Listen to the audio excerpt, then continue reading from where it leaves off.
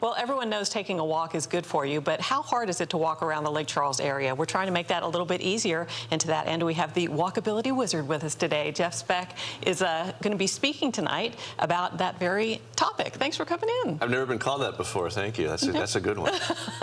Well, we appreciate you coming in. And what is it that you've written this book? What is this book about? I'm a city planner who works on plans for cities, mostly existing downtowns.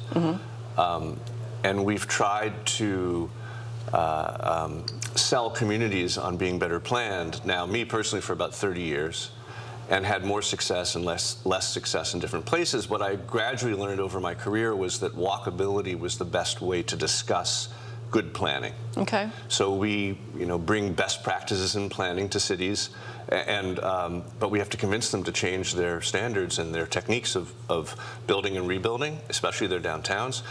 So I wrote Walkable City about a dozen years ago, and it became the best-selling, at least the best-selling book written by a planner. I can't say it's a bestseller. Congratulations to you on that. Yeah, but it's served the role of I think, deepening the conversation in a lot of cities about how they can be better organized, more efficient, but more importantly, more successful places. And we usually look at the downtowns first, because the downtown of the city is the heart of the city. It's the part of the city that really belongs to everyone, or at least people should feel that way. It's also the image of your city.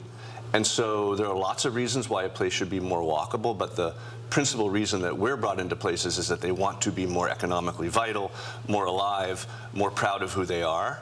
And by making them more walkable, we can get them in that direction. And I think a lot of us feel like most of America, if you don't have a car, you're just kind of out of luck. How important is it to have a walkable area, especially a downtown area? I define the walkable city as a city in which the car is an optional instrument of freedom, but not a prosthetic device that you need to live your life.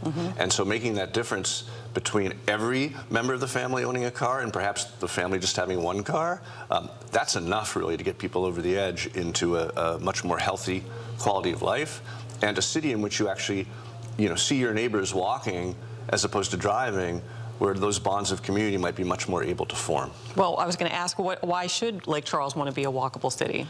So there are very powerful environmental reasons. Clearly, if fewer people are driving, those are harder to sell down here in oil country, I would say. But the health reasons are very compelling.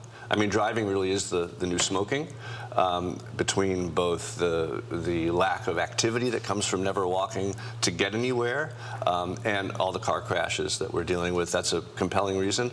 And then there are, just the strongest economic reasons, in the sense that the parts of cities and towns that are most vital are those places where people are bumping into each other, not in cars but on foot, and that sort of energy and friction that creates really business opportunity is able to take place. Never know what can come from a conversation that you have with someone that you meet on the street.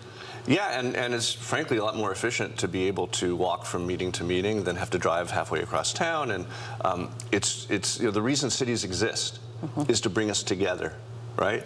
And given the geometry of cars, how big they are, how their demands for speed actually spread us out, that a city that is less car dependent is one in which actually we have that propinquity, that's the word, coming close together, that causes business success. All right, so how do we make it happen? Because I'm assuming it's pretty tough in a older city that's already kind of laid out and planned out. Yeah. And people are used to those routes. Well, actually, it's easiest in the older cities because you have the good bones. Okay. So if you go out into the sprawl, if you go out into the modern city, the post-car city, where you have, every trip is the highway to the arterial, to the collector, to the cul-de-sac, those are the wrong bones to build a walkable community. But if you have an older city with a nice grid, like you have in your downtown, then those are the bones on which you can hang a very walkable place.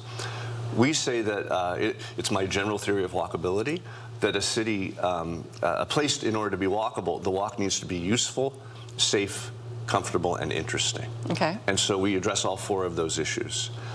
Useful has to do principally with having the best balance of uses in your downtown, which probably means more housing, a lot more housing. You've got a lot of interesting and nice amenities down here. You have a great Main Street on Ryan Street. You have the Event Center and other great institutions, but not enough people are here taking advantage of that. And of course, when you have more people here, they'll start to thrive even better. The safe walk is the most important category. We'll end on that. The comfortable and interesting walk have to do with actually shaping spaces so that people want to be in them. As planners, we try to create outdoor living rooms. That means spaces with good edges that make you feel actually like you're in a place. When you're in front of the event center now, you're not in a place because it's just big old tarmac of parking, right? So we make outdoor living rooms with friendly faces, signs of humanity. That's the interesting part. And the shaping of space is the comfortable part. The safe part is the part that the city really controls and can impact quickly, simply through the design of their streets, and I should say the striping of their streets. Most places we work, we don't say rebuild your streets. We just say lay down a new top coat and restripe it to the dimensions that will cause people not to speed. And we have this weird condition in America where our street engineering techniques grew out of highway engineering techniques, and as a result, we build in our cities lanes that are too wide. We build more lanes than we need. We have streets with extra lanes in them. Those encourage speeding. Okay. We eliminate parallel parking, which protects the curb. We don't have street trees, which protect the curb and make the walk more comfortable. Changing those things, particularly with paint, are the way that we've gotten many cities to very quickly become more walkable. All right. Well, if you'd like to find out more about making Lake Charles walkable, there is going to be a talk tonight, and it's going to be at 5 o'clock at the Lake Charles Event Center in the Contraband Room, and you can hear Jeff talk all about making Lake Charles a more walkable city. Thanks for coming in. Thank you, and I'll add one thing, which is I have the best job in America, which is I get to go to cities, show up, tell them what's wrong with them, and leave. And I plan to do that tonight. It sounds like it's going to be a good time. But with a smile. But with a smile. I hope you enjoy your stay in Lake Charles, and thanks for coming in today. Mary, thank you for having me. All right, stay with us. We're going to have more Midday for you when we come back.